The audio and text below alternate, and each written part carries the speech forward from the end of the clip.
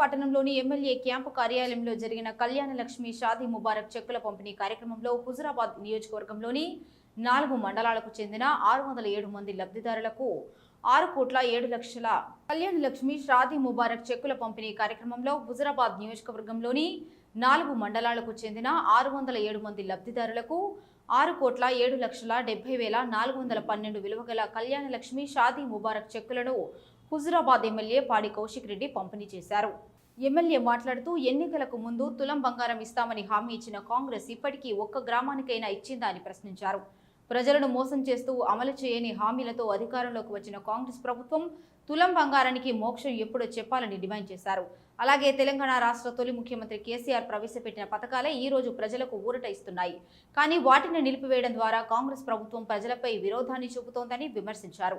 కేసీఆర్ మీద కోపం ఉంటే పథకాల పేర్లు మార్చండి, కానీ ప్రజలకు మేలు చేసే పథకాలను మాత్రం కొనసాగించండి అని హితవు పలికారు. ఆరోగ్యశ్రీ, కేసీఆర్కి ఇటువంటి జనహిత పథకాలు కూడా నిలిపివేయడం దారుణమని అన్నారు. ప్రజల సంక్షేమాన్ని పక్కన పెట్టి కమిషన్లకు కేంద్రంగా రాష్ట్ర పరిపాలన నడుస్తోందని విమర్శించారు. చెక్కులతో పాటు తులం బంగారం కూడా పంపిణీ చేయాలని డిమాండ్ చేశారు.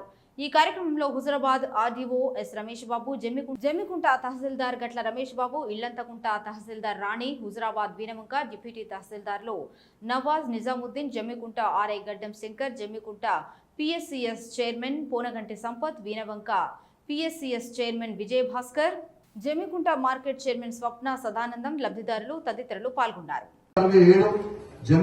హుజురాబాద్ మండలం పట్టణం, జమ్మికుంట మండలం పట్టణం 233, వీనవంక మండలం 145, ఇల్లంతకుంట మండలం 62, మొత్తం కలిపితే 607 చెక్కులు వచ్చినాయి.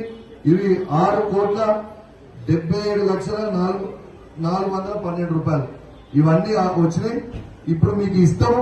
ప్రతి ఒక్కరు కూడా దయచేసి మండల్ వైజ్, ఏ మండల్ వైజ్ నుంచి అయితే స్టార్ట్ చేస్తామో ఆ మండల్ వైజ్ నుంచి పిలుస్తాం.